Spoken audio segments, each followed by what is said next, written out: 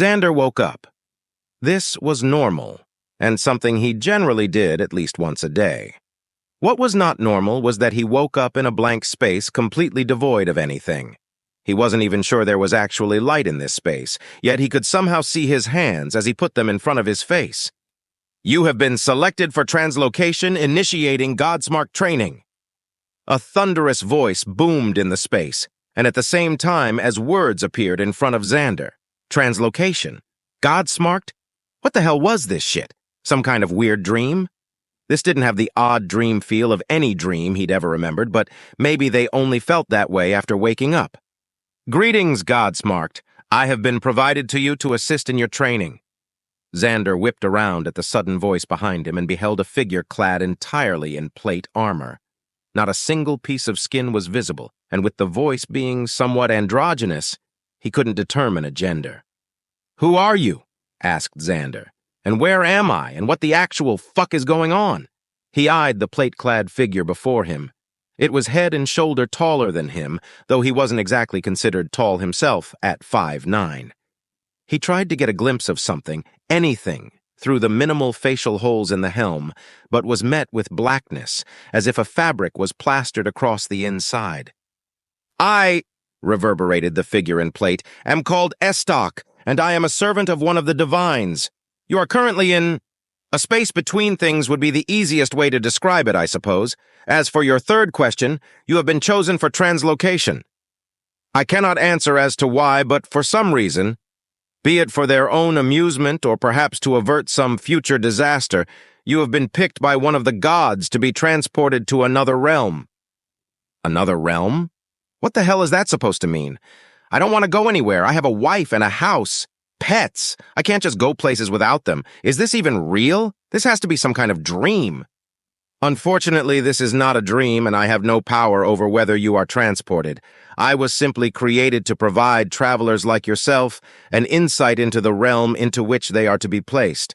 Though, if it is any consolation, I am sorry. This cannot be easy for you. However, our time is limited, and I have a task, to teach you how to call upon and use your status." With that, the figure waved their hand, and a portion of floating text appeared in front of Xander. "The folk of the realm you will be entering have access to a status window. It shows them critical information about themselves and their classes, which we shall go over next." "What?" began Xander, only to be cut off by Estoc. "Please do not interrupt. Our time together grows short, and I have explained your situation as best I can. Now, as I was saying, the status shows one information about themselves, their level of injury, magical power, various physical attributes, as well as any skills they may have access to from a class or a title. This will become clearer as you utilize the window yourself. As for classes, they are gained from life experience, training, events in a person's life, or any other number of ways. Though it is uncommon for the average person to have more than 2 at a time, while an exceptional warrior or famed craftsperson may hold up to 5. As one progresses through a class, it may merge with another class and provide an immediate choice of another class. With this information provided, I now gift you the knowledge to access your own status window." Estoc snapped their fingers, an odd metallic sound, and the knowledge was seared into Xander's mind. "Ow, Jesus, fuck, what was that?" shouted Xander. "Knowledge!" was the only reply he received as Estoc was swallowed by the nothingness of the space. Godsmarked training completed, calculating class choices. Words again appeared in front of Xander, though this time they were contained within a window that he somehow knew he could call upon and close at will. Calculation complete. Class options are as follows. Select 2 Farmer Soldier Trader Smith Magus Lightning Artificer Criminal. "What the hell?" muttered Xander as he stared at the window. He wondered how these options were calculated, and what they'd provide.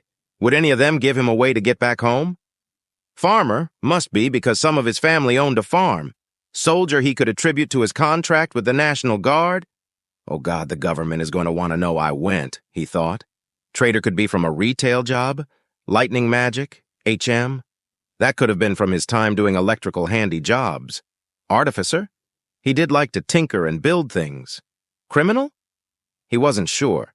He'd never really done anything particularly illegal. Maybe anyone could be one. With such little information provided, he had some hard choices in front of him, though some could obviously be tossed out, in his opinion. Right, farmer and criminal are out for sure. I don't exactly know anything about smithing, and I'd need someone to teach me, and I'm apparently going to be sent to somewhere where I'm not going to know anyone. Which probably rules out Magus, too, since I'd probably need to learn about it. As much as shooting lightning sounds cool, in the end, Xander decided to go with the choices he felt like he at least had the most understanding of: Soldier and Artificer. Class choices accepted: generating class skills, Artificer Level 1. Passive store-analyzed materials are stored for future usage by creation actives. Analyze. Determine the material and relevant properties of an object within 1 foot of caster creation creates a stored material. Mana cost depends on quantity, rarity, and other factors. Mana cost, low-high manipulate. Manipulate the form of material that was produced by creation, Soldier Level 1. Passives: Eternal March, increased endurance. Scales with level, weapons of war. Additional proficiency with melee and ranged weaponry, scales with level. Actives: Shock and Awe, inflict significant additional damage upon a successful strike. Mana cost, medium, 3-minute cooldown. Sprint, increase movement speed, mana cost, low. Class skills generated. You have been granted 2 boons as compensation for being removed from your local realm. Boon 1 dispensed. Title: Godsmarked imparts several passives on the title holder. Heaven's Bounty. You may receive additional objects from defeated foes, speak in tongues. Proficiency in languages of new realm provided quest patrons may provide you with tasks and rewards. Reformation, physical ailments and deformities have been healed. Xander paused reading as his vision became blurry, and he had to take his glasses off to continue. Cargo space integrated inventory function in status window titled, You have a greater chance of receiving titles than normal regenerative. You heal more quickly than usual, to the point where, given enough time, you may even regrow a limb. Boon 2 dispensed. Choose from personally owned items in former realm as equipment. Must fit in inventory or own person. This was going to take a long time to calculate. A list of every item he owned began to fill the status window still floating in front of him. After an indeterminate amount of time, Xander was ready. He had found out that the cargo space ability had granted him 10 spaces which he could place things in, though there was a size limit of roughly a large hiking backpack to them. More importantly, they were not limited to a single item, as long as they fit within another item, so he could load up bags and then store them. He was also very glad that he had decided to buy his own helmet and plate carrier, as anything that he had been issued during his National Guard contract that he was expected to return did not appear on the list of objects he owned. He had loaded up several bags with everything he could think of that would be useful, most of which ended up being camping and hiking supplies and medical supplies, in addition to a few guns and weapons that he owned: a 12-gauge shotgun, a .22 tube-fed rifle, and a 9mm pistol with all the ammo he owned for them, along with a small combat-ready Gladius he'd bought on a whim online, plus his ACH Advanced Combat Helmet, for those of you not in the know and plate carrier. He had also chosen the only books he owned that might come in handy: the Boy Scout Handbook and an old Army manual on improvised explosives that he'd bought at a surplus store. He was grateful for the inventory spaces, as there was no way he'd be able to carry all of the things he'd gathered. Getting things into the inventory slots was as intuitive as simply touching them and willing them to get in the space. Second boon completed. Translocation to Realm Telania initiating. Xander passed out. This time when he woke up, it was dark, actually dark, and not just some kind of void. He could feel the weight of his plate carrier and ACAH, a bit of the scabbard from his Gladius poking him as it hung awkwardly from the carrier, and a similar feeling from the shotgun on his other side. He'd opted to also put on his army uniform, as they were sturdy, bug-repellent, and most importantly of all, had big cargo pockets on each leg.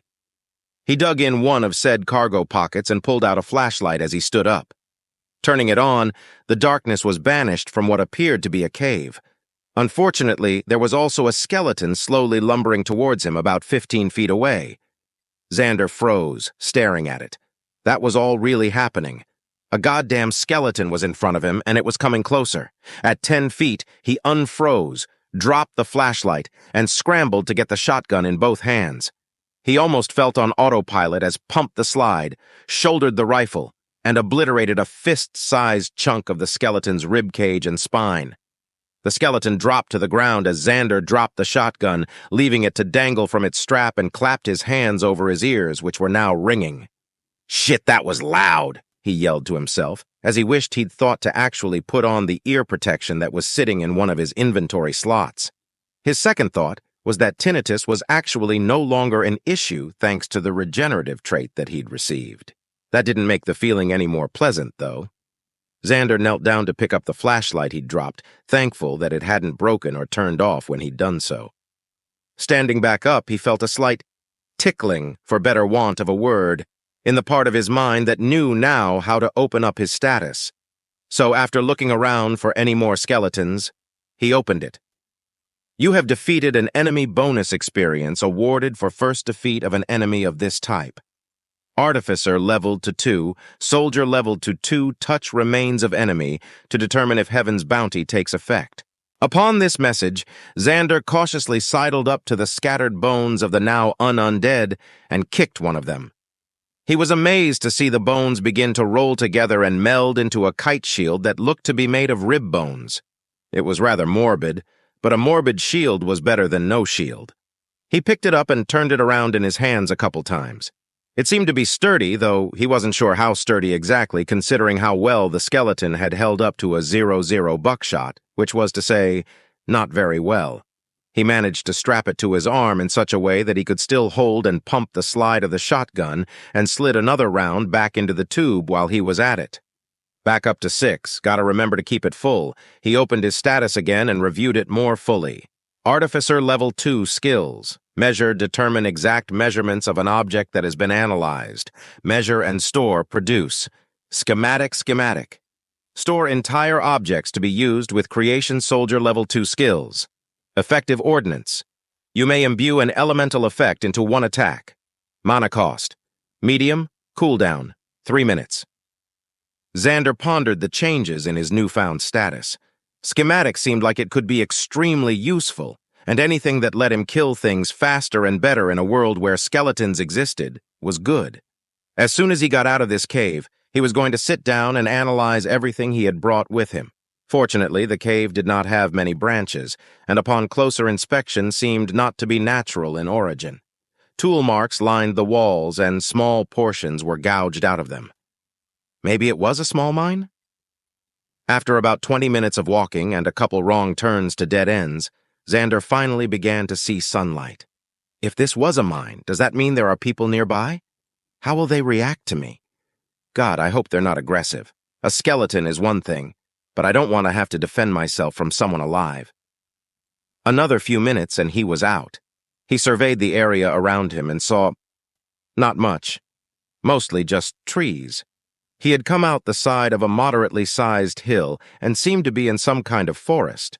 He'd rather have been able to see a town or something that indicated any level of civilization, but at least it wasn't a desert, right?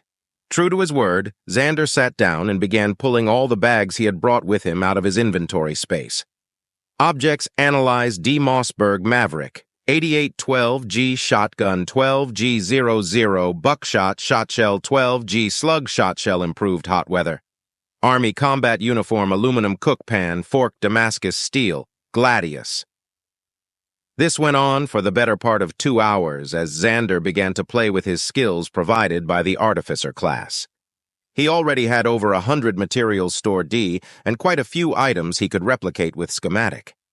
Unfortunately, he was not able to store or use Creation to make food, so that was going to be an issue once he ran out of the food he'd brought with him. He knew the theory behind gutting an animal, but he'd never done it before. Guess he'd have to learn on the fly in a few days. At least the water bottle with the water filter built into it was able to be put in Schematic, so drinking water wouldn't be an issue. Though he'd probably still boil it first. Looking upwards, it seemed to be roughly noon, and he adjusted his watch accordingly. Might as well get walking. He didn't see any smoke or anything else interesting to head towards, so he decided to simply head directly away from the mouth of the mine he had emerged from. Another few hours passed as Xander walked. Anytime he saw something interesting, he would analyze it. Objects, Analyze hogweed ironbark tree printap, flower. Eventually, he came across a road. Well, road wasn't quite the word, more like a small, well-trodden path. It wasn't quite late in the day yet, but he decided that it would be a good place to set up his camp. Xander was surprised at how little the trek and stress of the day had tired him and marveled at the effectiveness of eternal march. He could easily have continued to walk for the rest of the day, but was hopeful that if he stayed near this path that someone might come along who could help him find somewhere safer to stay than in some woods that may or may not have skeletons. In the meantime, he figured he could play around with some of the skills that he had acquired. Anything to distract him from the fact that he was far from home and might never see his wife, friends, or family ever again. He settled on creation first. The skills from Soldier all seemed pretty straightforward in their application, but using creation and then manipulate seemed like it had much wider application and nuance to it. A small piece of steel store D from a knife was the first thing Xander opted to create. Stainless steel created materials will begin to degrade when more than 5 feet from creator. Xander looked at the message that had appeared on his status window at the same time that a small cube of metal had grown in his palm. It was unfortunate that materials he created weren't permanent unless they stayed near him at all times, but it was still a massively useful skill. He'd never be defenseless as he could create a number of personal weapons and armor essentially at will. He also noticed a slight drain on what he assumed was his mana, which was confirmed by another glance at his status, showing the bar that represented it as no longer being full. He'd have to be sparing with what he made for now so that he didn't end up with no way to create something useful in the case he needed to. He decided to try out manipulation next, focusing on the skill and willing the cube to turn into a sphere, watching with interest as the piece of metal smoothed and flowed, almost as if it were liquid for a moment before settling into the shape of a sphere. Unsure of what else to try at the moment, he figured it would be a good idea to see what the rate of degradation on his created materials really was, and put the marble on the ground and walked a short distance away from it, as he began pulling supplies from his inventory space and setting up a small tent and sleeping bag. Once he was done, he walked back over to where he'd left the small marble and discovered it completely rusted and pitted as if it had been sitting in the weather for years, if not decades, considering it was stainless steel. He expected it would completely disintegrate if left for even a day, which meant that anything he created and needed to keep would have to stay on or near his person, or perhaps within his inventory space. Testing that theory, Xander created another small piece of steel and willed it into his inventory space. He'd check on it later. For now, he wasn't sure what else to do but eat an MRE and maybe read up on some of the books he'd brought. After eating, Xander checked the created steel in his inventory and was pleased to find it still in good condition. He would at least be able to store materials he created in small amounts so that he could build up a stock of them. The marble he'd left on the ground had already disintegrated. Another hour later, and with the sun beginning to go down, Xander began to despair of meeting anyone on this path. Try to look on the bright side. At least there is a path to follow, right? I can just keep walking down it tomorrow. A few minutes after this bout of despair, Xander began to hear whistling, a jaunty tune that was slowly coming closer from the opposite direction of the setting sun. He tried his best to look as non-threatening as possible without actually taking off his armor or removing his weapons from his person, which amounted to settling into his single camp chair and trying to appear relaxed. Eventually, the mystery whistler came into view and was revealed to be what would be immediately recognized to anyone even passingly familiar with the fantasy genre as a dwarf. Squat, wide-set, long beard, the works. Dressed in leathers and carrying a bow, quiver, and axe, he looked perfectly at home in the woods. If you love engaging stories like this, make sure to like, subscribe, and turn on notifications to stay updated with all the latest episodes from FY Stories.